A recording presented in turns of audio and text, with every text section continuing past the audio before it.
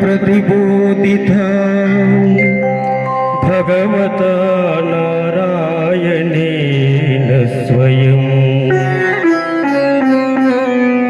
व्यासेन ग्रथितां पुराणमुनिना मध्ये महाभारतम्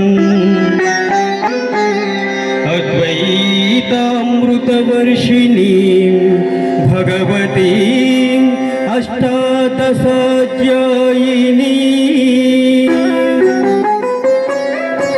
अम्बा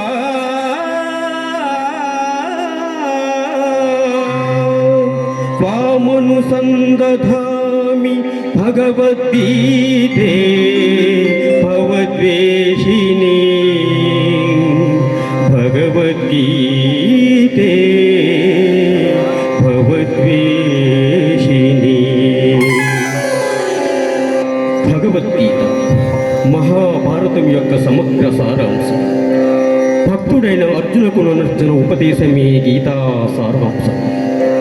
భారతీయ యుద్ధము జరగరాదని సర్వవిధముల భగవానుడు ప్రయత్నించింది.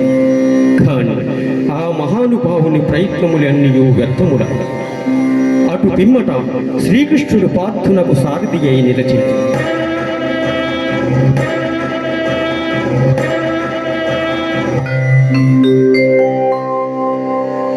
యుద్ధరంగమున అర్జునుడు కోరిక మేరకు రథమును నిలిపేను. అర్జునుడు ఉభయ సైన్యములో గల తండ్రులను, గురువులను, మేనమాములను, సోదరులను, మనుములను, మిత్రులను చూసి హృదయము ద్రవించి నకాంక్షే విజయం కృష్ణ నచ రాజ్యం సుఖాని చ కిం నో రాజ్యేన గోవింద కిం భోగైర్జీవితేన వా కిం భోగైర్జీవితేన వా. స్వజనమును చంపుటకు ఇష్టపడక నాకు విజయము వలదు, రాజ్య సుఖము వలదు అని ధనుష్ఠానముల కింద వైచి దుఃఖితుడైన అర్జునుని చూసి శ్రీకృష్ణ పరమాత్మ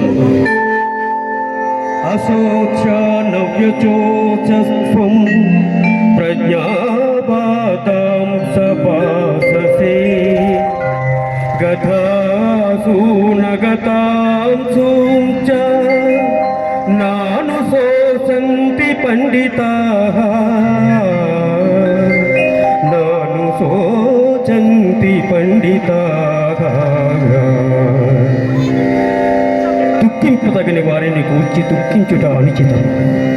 ఆత్మానాత్మ వివేకులు అనిత్యములైన శరీరములను గూర్చి గాని, నిత్యములు శాశ్వతములు అయిన ఆత్మలను గూర్చి గాని దుఃఖింపరు.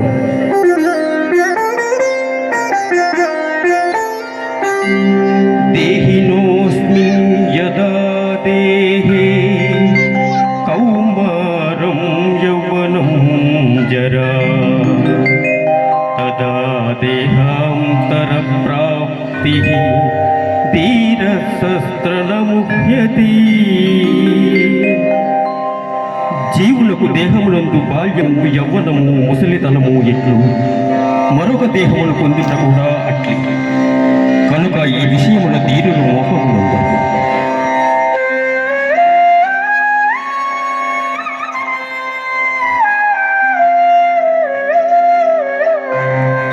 వాసాంసి జీర్ణాని యదా విహాయ నహాని గృహ్ణాతి నరోపరాణి తథా శరీరాని విహాయ జీర్ణ అన్యాని సంయాతి నవాని దేహి. మనుషుడికి ఎట్లు చేగిన వస్త్రములు వదిలి నూతన వస్త్రములు ధరించును, అట్లే ఆత్మ జీర్ణమైన శరీరములు వదిలి కొత్త శరీరములు ధరించుచున్నది.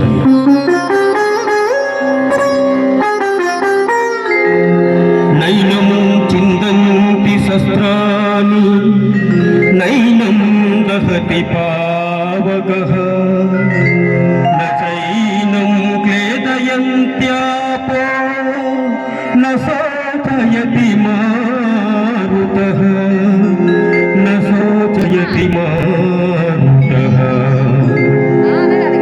ఆత్మనాశనం లేదు, ఆత్మ సేవింపరాదు, నీరు తడపదు, వాయువు వేయు సమర్థము కాదు. ఆత్మనాశనం లేనిది.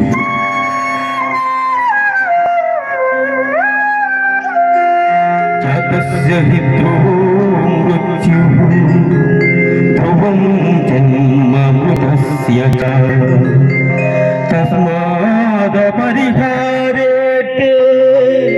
న త్వం శోచితుమర్హసి న త్వం శోచితుమర్హసి. పుట్టిన వానికి మరణము తప్పదు, మరణించిన వానికి జన్మము తప్పదు.